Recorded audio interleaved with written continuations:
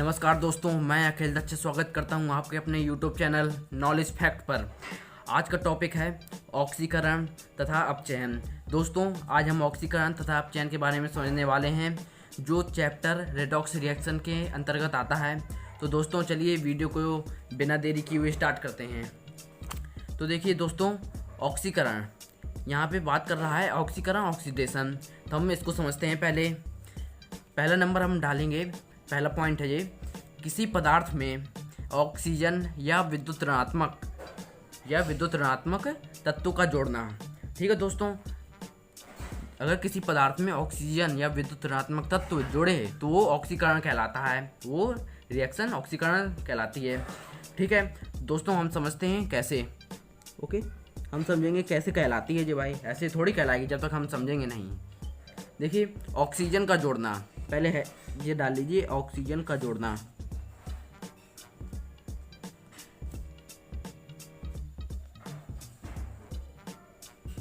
दोस्तों, ऑक्सीजन का जोड़ना, देखिए जैसे ऑक्सीजन इसमें कह रहा है किसी पदार्थ में ऑक्सीजन या विद्युत ऋणात्मक तत्वों का जोड़ना। तो हम पहले समझते हैं ऑक्सीजन का जोड़ना। जैसे कार्बन हो गया, एक कार्बन सी और ऑक्सीजन। अब देखिए, कार्बन है, एक पदार्थ है और उसमें ऑक्सीजन जोड़ रही है और ऑक्सीजन का फॉर्मूला होता है O2। तो ये क्या हुआ, CO2। तो ये रिएक्शन कौन सी कहलाई, ये रिएक्शन कहलाई ऑक्सीकरण। ठीक है, जो ऑक्सीकरण हो गया, इसका कार्बन का ऑक्सीकरण हो गया। और इसमें कह रहा है विद्युत ऋणात्मक तत्व का जोड़ना। तो हम समझते हैं विद्युत ऋणात्मक तत्व कैसे जोड़ेगा। दोस्तों, जैसे मैं लिख रहा हूँ वैसे लिखिएगा, तो टीचर आपका एक भी मार्क्स नहीं काट सकता है। ठीक है, तो अब क्या समझना है, विद्युत ऋणात्मक तत्व का जोड़ना। विद्युत ऋणात्मक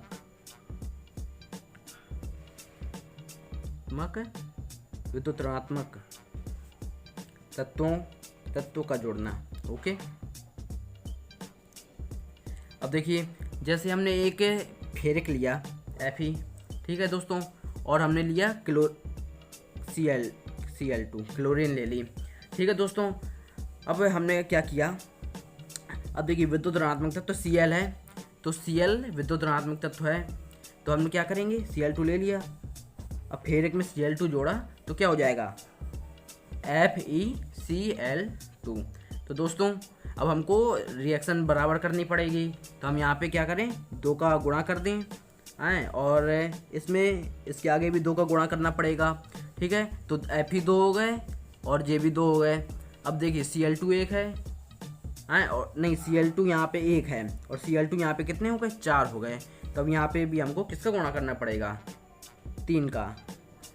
3 दूनी 6। तो दोस्तों, हमको क्या करना है, ये Cl3 हो जाएगा। समझे कि नहीं समझे आप, जब ये इससे जोड़ेगा तो FeCl3 हो जाएगा। तो अब यहाँ पे हमको 2 का गुणा करना पड़ेगा, यहाँ पे 3 का गुणा करना पड़ेगा। ठीक है दोस्तों, अगर आपको ये समझ में नहीं आया हो तो आपको एक और उदाहरण दे रहे हैं।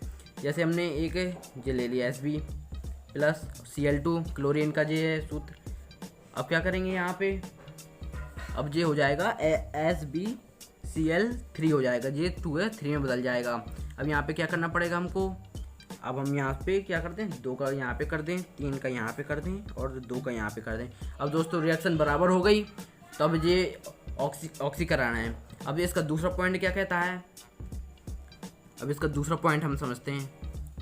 इसका दूसरा पॉइंट क्या कह रहा है, तो दोस्तों दूसरा पॉइंट क्या कह रहा है, दूसरा पॉइंट कह रहा है कि हाइड्रोजन या विद्युत धनात्मक तत्व का ह्रास, या विद्युत धनात्मक तत्व का ह्रास।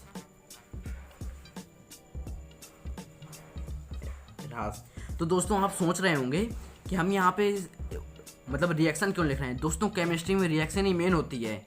अगर आप रिएक्शन नहीं लिख रहे तो आपका ये सब लिखना बेकार हो जाएगा। इसलिए कोई भी पॉइंट लिखें तो उसमें रिएक्शन जरूर दें, तो टीचर खुश होकर आपको पूरे फुल मार्क्स देगा। तो अब क्या कह रहा है, हाइड्रोजन या विद्युत धनात्मक तत्व का ह्रास। अब देखिए, हम समझते हैं कैसे। अब हम पहला पॉइंट डालेंगे, हाइड्रोजन का निष्कासन। जो लिखो उसको अच्छे से बिल्कुल रिएक्शन दे के समझा दो। हाइड्रोजन का निष्कासन यानी कि ह्रास का मतलब यही होता है निष्कासन, हटे। तो अब क्या कैसे, अब हमने एक एग्जाम्पल के तौर में लिया, ओके, एस लिया, सल्फर ले लिया। अब इसमें क्या कह रहा है, फिर हमने लिया, नहीं हम लेंगे, क्या लेंगे, ये ले लियो, हाइड्रोजन सल्फाइड ले लिया हमने, ओके। और आयोडीन हमने ले लिया I2, ओके। अब इसमें रिएक्शन क्या है, एस होना चाहिए। अब देखिए ये एस में हो जाएगा और क्या हो जाएगा 2HI। तो देखिए दोस्तों, ये सल्फर से H निकल गया है, ओके दोस्तों। तो अब क्या करेंगे आप, हमने एस ये लिखा था, अब आयोडीन से मिक्स कराया गया तो एस अलग हो गया और HI हो गया, और जो दो है, अब देखेंगे रिएक्शन बराबर है कि नहीं। दोस्तों रिएक्शन मेन होना अनिवार्य होता है, मतलब बैलेंस होना चाहिए। इसमें देखिए H2 है और I2 है, तो यहाँ पे देखिए 2 का गुणा करा दिया, 2HI हो गया। अब सल्फर 1 है तो 1 है। तो दोस्तों रिएक्शन दे दिया। तो चलिए अब आगे क्या कह रहा है, विद्युत धनात्मक तत्वों का ह्रास होना। तो हम क्या लिख देंगे, विद्युत धनात्मक तत्वों का ह्रास होना, ओके दोस्तों। अब हमने लिया पोटेशियम आयोडाइड, जब हमने KI लिया, अब इसको क्लोरीन से अभी क्रिया करा दी, तो दोस्तों क्या हो गया, ये हो गया पोटेशियम क्लोराइड हो गया और हो गया I2, ओके दोस्तों। ये आयोडीन यहाँ से हो गया और ये इसका निष्कासन हो गया, ये धनात्मक तत्व था, अब इसका निष्कासन हो गया Cl2 के मिक्सचर से। तो दोस्तों तो दोस्तों आपको दूसरा पॉइंट भी समझ में आ गया होगा, ठीक है दोस्तों। तो दोस्तों अब तीसरा पॉइंट समझते हैं। तीसरा पॉइंट क्या कहता है, तीसरा पॉइंट कहता है धन विद्युतीय तत्वों की संयोजकता में वृद्धि। धन विद्युतीय तत्व की संयोजकता में वृद्धि। धन विद्युतीय तत्वों की संयोजकता में वृद्धि, इन सब का होना क्या कहलाता है, ऑक्सीकरण। दोस्तों अभी अगर आप आगे बढ़ेंगे रिडॉक्स रिएक्शन में, तो दोस्तों इनका बहुत मेन रहता है। जब आप समीकरणों को बैलेंस करते हैं ऑक्सीकरण विधि से, अपचयन विधि से, ये सब जब करते हैं तो इसका बहुत यूज होता है। तो दोस्तों चलिए दोस्तों आपको ये समझ में नहीं आया होगा, इसलिए हम आपको ये वाला समझा दे रहे हैं। इसमें क्या है, ये लोहा है, ठीक है। अब लोहा है, ये एक ऋण विद्युतीय तत्व Cl2 से क्रिया करते हैं तो ये फेरिक क्लोराइड बना लेते हैं, इसलिए यहाँ पे ये 2 लगा होता है, यहाँ पे 3 हो जाता है। ये फेरिक क्लोराइड बनाएंगे तो यहाँ पे 3 हो जाता है। अब दोस्तों मैं इसको तब बताऊंगा जब अभिक्रिया को बैलेंस करना होगा, इसको अगली वीडियो में बताएंगे आपकी डिमांड में। अगर दोस्तों आप अगर हमको कमेंट में लिखेंगे तो हम आपको इसके बारे में भी वीडियो बनाएंगे। तो दोस्तों अब देखिए ये एंटीमनी है, अब एंटीमनी की Cl2 से क्रिया कराई गई तो ये एंटीमनी क्लोराइड हो गया, क्लोरीन क्या हो गया, एंटीमनी क्लोराइड हो गया। तो दोस्तों उम्मीद करता हूँ आपको ये ऑक्सीकरण समझ में आ गया होगा। अब अपचयन की ओर बढ़ेंगे। तो दोस्तों अब हम अपचयन समझने जा रहे हैं। दोस्तों अब आप सोच रहे होंगे हम इतना सब लर्न कैसे करेंगे। तो दोस्तों आपने ऑक्सीकरण को अगर समझ लिया तो आपको अपचयन बिल्कुल भी समझ में आ जाएगा, क्योंकि ऑक्सीकरण का उल्टा ही अपचयन होता है। तो दोस्तों आप जब मैं अपचयन के पॉइंट लिखूं तो आप ऑक्सीकरण को देखिएगा पहले, तो उसी का मैं उल्टा लिख रहा हूं और आपको समझाता भी चलूँगा, ओके दोस्तों। तो ऑक्सीकरण में क्या लिखा था, किसी पदार्थ में ऑक्सीजन या विद्युत ऋणात्मक तत्व का जोड़ना। तो आप क्या लिखेंगे इसमें, किसी पदार्थ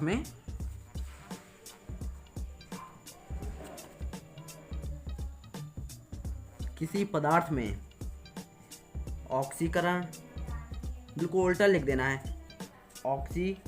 ऑक्सीकरण क्या है, ऑक्सीजन है यार ऑक्सीजन या विद्युत ऋणात्मक तत्वों का, या विद्युत ऋणात्मक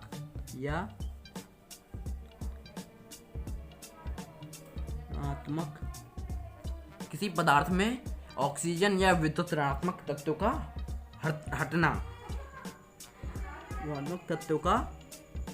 हटना। क्योंकि दोस्तों हमने ऑक्सीकरण में क्या लिखवा था, जोड़ना, अब यहाँ पे लिख देंगे हटना। तो ठीक है, तो हम अब इसका पहला पॉइंट लिखेंगे हाइड्रोजन, क्या लिखेंगे अब, अरे मैं हाइड्रोजन कह रहा हूँ, मैं ये कहना चाह रहा था कि किसी पदार्थ में ऑक्सीजन या विद्युत ऋणात्मक तत्वों का जोड़ना। तो दोस्तों मैंने पहले से ही सब कुछ लिख लिया ताकि आपका टाइम बचे। ठीक है दोस्तों, तो ऑक्सीजन या विद्युत ऋणात्मक तत्वों का हटना। तो देखिए पहले हम समझते हैं ऑक्सीजन का निष्कासन का मतलब ही होता है हटना, ऑक्सीजन का निष्कासन। अब देखिए दोस्तों, जैसे आप ये लिख रहे हैं, अगर आपने कोई भी ये सब रिएक्शन लिखी तो उसके बगल में उसका नाम जरूर डाल दिया करिए। इससे आप कभी भी अपना नोट्स उठा के देखेंगे तो आपको सोचना नहीं पड़ेगा, कहीं देखना नहीं पड़ेगा आपको, आप बार बार देखते ही आपको सब लर्न हो जाएगा, तो आपको ज़्यादा दिक्कत नहीं आएगी, इसलिए हमने लिख लिया बगल बगल में। तो दोस्तों ऑक्सीजन का निष्कासन, अब देखिए ये क्या है, कॉपर ऑक्साइड है। अब इसमें क्या करेंगे, हमने क्या किया, हाइड्रोजन का इसमें योग कराया, तो अब क्या कह रहा है इसमें Cu + H2O हो जाएगा। तो दोस्तों देखिए ऑक्सीजन का निष्कासन हो गया, इसमें O था, अब देखिए Cu बस बचा है, O H2 के पास चला गया है तो पानी बन गया है ये। ठीक है, अब इसका दूसरा एग्जांपल समझ लीजिए, जैसे ये जिंक ऑक्साइड, तो जिंक ऑक्साइड में हमने H2 का योग कराया तो ये जिंक बचा और वो 0 चला गया, अरे क्या बोले, ऑक्सीजन चली गई H2 में, तो Zn + H2O हो गया। ठीक है दोस्तों, अब हम क्या कह रहे हैं, विद्युत ऋणात्मक तत्व का निष्कासन। अब इसमें निष्कासन है तो समझते हैं क्या होता है। ये FeCl3 है, इसको क्या कहते हैं, आयरन ट्राइक्लोराइड इसको कहेंगे, क्योंकि यहाँ पे 3 लिखा है। आपने ये पढ़ा होगा मोनो, डाई, ट्राई, टेट्रा, ये सब आपने पढ़ा होगा, तो आपको ये जल्दी समझ में आ जाएगा। अगर नहीं पढ़ा है तो दोस्तों कमेंट कीजिए, मैं वो भी आपको अच्छे से बता दूंगा। तो इसमें क्या है, FeCl3 है, आयरन ट्राइक्लोराइड प्लस इसमें क्या रहा है H2S, हाइड्रोजन सल्फाइड। अब FeCl3 में हमने H2S का योग कराया तो इसमें क्या है, तो विद्युत ऋणात्मक तत्व का ह्रास होना था, यानी कि निष्कासन होना था।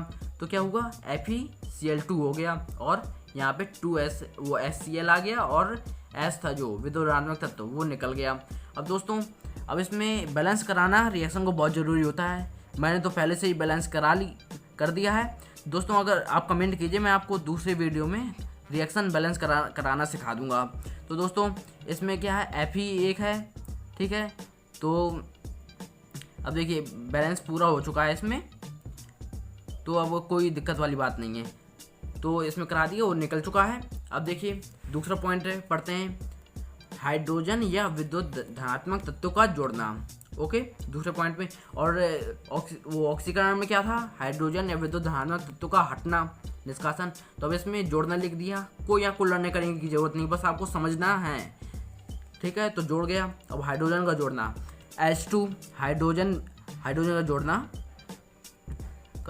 तो देखिए हाइड्रोजन + Cl2, तो हाइड्रोजन में Cl2 को जोड़ा तो क्या हो गया, 2HCl। ठीक, तो ये HCl हो गया और इसमें दो का गुणा पहले से ही।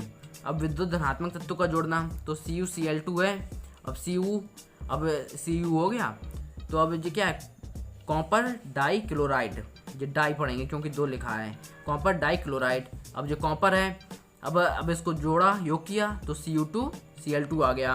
दोस्तों उम्मीद कर रहा हूँ समझ में आ रहा होगा आपको। अब तीसरा पॉइंट क्या कह रहा है, धन विद्युत तत्व की संयोजकता में कमी। दोस्तों अब उसमें क्या लिखा था, धन विद्युत तत्व की संयोजकता में वृद्धि लिखा हुआ था, अब इसमें क्या लिख दिया, धन विद्युत तत्व की संयोजकता में कमी। तो दोस्तों उम्मीद करता हूँ आपको वीडियो पसंद आया होगा। अगर आपको वीडियो पसंद आया हो तो मेरे चैनल को सब्सक्राइब जरूर कर लीजिए और बेल आइकन को जरूर दबा दीजिए, ताकि भविष्य में जो भी वीडियो डालूँ तो आपके मोबाइल में आ जाए सबसे पहले। तो दोस्तों आप किसी भी टॉपिक पर वीडियो चाहते हो तो कमेंट में ज़रूर बताएं, मैं पूरी कोशिश करूँगा वीडियो बनाने की। तो thank you so much for watching my video.